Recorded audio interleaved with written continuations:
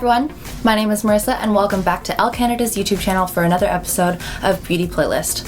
As you can see today, I'm rocking a red lip and today's video is all about my tips and tricks for the perfect red lip.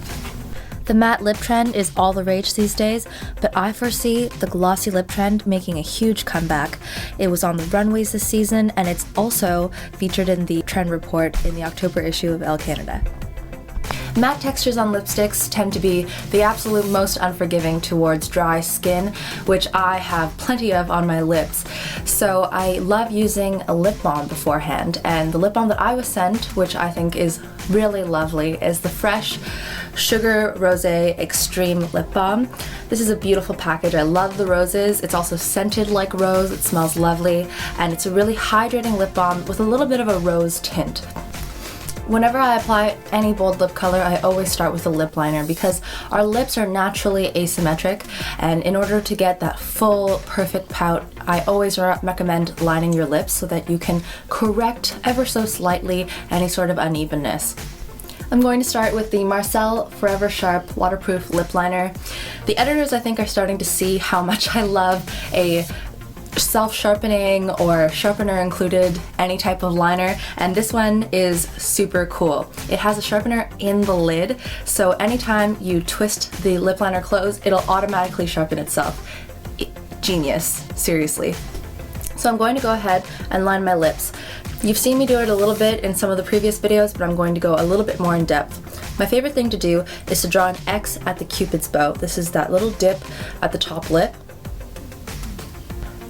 The lower lip is a little bit more straightforward. You just kind of follow the line. Not all red lipsticks and red lip liners are the same. There are often different undertones to different lipsticks that you can use to complement each other and make sure that you'll have a great looking red pout every single time. For this color, since it's a bright pink-based red, I'm going to use the Bite Beauty Candied Maple lipstick. This is a matte finish and it's so beautiful. Now you can apply right from the bullet, but I also like to use a lip brush. This is a great travel lip brush because it's retractable and it has its own cover built right into it, so you know it won't get dirty in your purse.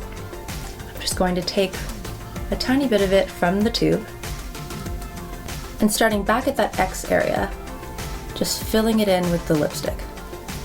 Another great tip that I have for lipstick application is to remove the ring on the inner part of your lips, which will otherwise get onto your teeth. So I take a clean finger and just put my lips around my finger. Just like that, and all of that excess is actually lipstick that would end up on your teeth anyway. So here's that matte lip look. This is a really bold, bright red. I find you can be very minimal with hair and the rest of your makeup and just wear that bright, punchy lip, and it's just so classic. Now, since there are so many red lipsticks out there, why not use a universal invisible lip liner? This is the Sephora Universal Lip Liner. It's waterproof and it's basically completely transparent, and it provides that same barrier from feathering and bleeding that a normal lip liner would, just without any pigment. I'm going to be using the Maybelline Color Blur by Lip Studio Matte Lip Pencil. This is a really beautiful, deeper red than the last one, and it's completely matte. In comparison to the Bite Beauty lipstick, this is a more cool-toned lipstick that'll give you more of that 1940s Hollywood golden age glamour. Now, matte lips are super on trend, but I foresee a glossy red lip making a gigantic comeback, and so do the ELLE Canada editors because they featured it in the October trend report. This is the Victoria's Secret Beauty Rush Lip Stain. I love how bright of a color it is, and it also has a little bit of a shimmer.